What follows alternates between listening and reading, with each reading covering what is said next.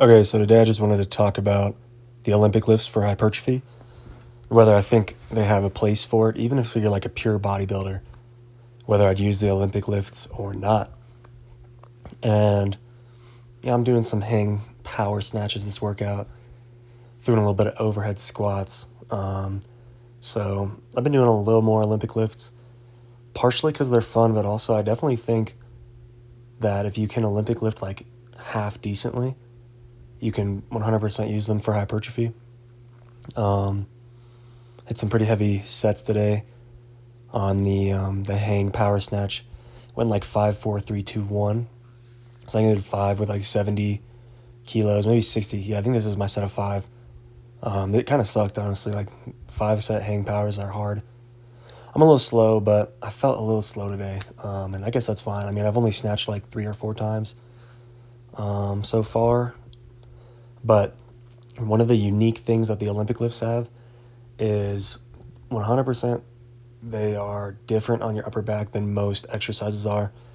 And I don't think you really get them in the traditional like bodybuilding kind of sphere or whatever.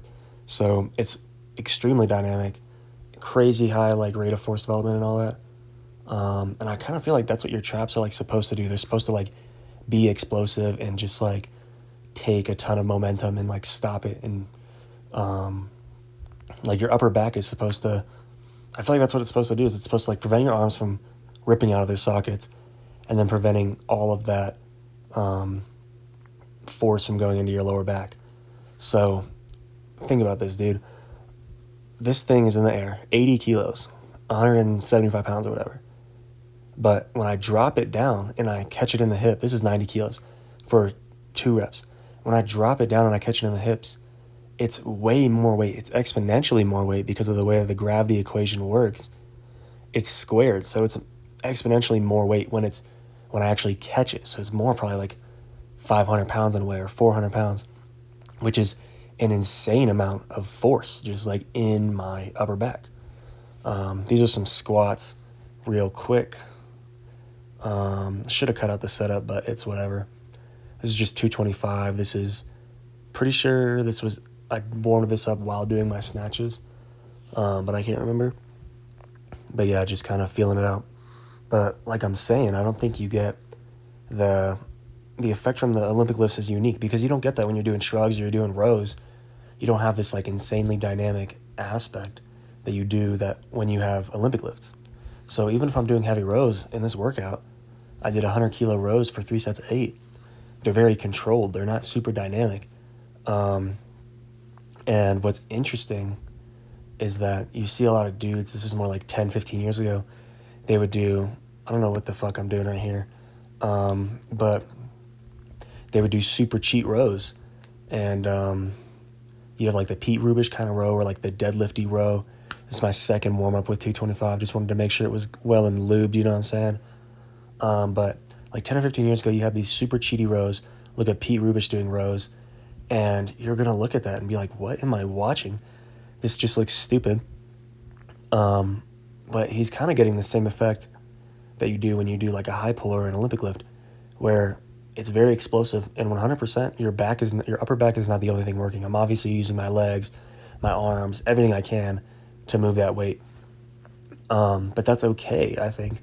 If you're smart and you integrate it properly into your program, you can kind of really, I think, get like a unique stimulus on your upper back, like I've been saying. But it's just interesting how people did those cheat rows and they'd be like, nah, bro, this blew up my deadlift. My back got way bigger. And you see it with power shrugs too, but I think it's a little different with power shrugs. Like I think that they're all kind of like their own area, and there's probably a time and place for all of them. But I think the Olympic lifts are probably easier to implement without hurting yourself, especially like those deadlift rows. If you're doing like 300 or 400 pounds and just kind of yanking on it, I feel like there's probably higher chance for injury with those than the Olympic lifts. Not that they're inherently dangerous, but you probably have to be a little more careful because I think it's pretty easy to fail with the Olympic lifts and not hurt yourself because you just drop it or you don't pull it high enough. You know what I mean? None of the weight is like maximal in the same way that it is when you're doing like a really heavy set of bench or squats. This is my last set, 163 for a 3x4. Pretty solid squat session. Definitely hard. I have a 5x5 at 164 kilos. Well, it's actually 163.5, but close enough, next Monday, so in 2 days. So I'm definitely a little nervous for that, but it's okay. I'm trusting the program, and I'm going to eat a little bit into that session and make sure that I'm nice and fat. But yeah, that's pretty much all I got to say on the Olympic lifts. I think that their derivatives are extremely undervalued, specifically the derivatives. That's what I would do. I would do hang power snatch or something like that. If you're trying to purely grow your upper back, I don't think you need to do the full lifts. But yeah, that's all I got to say. Some good rows right here, and thank you.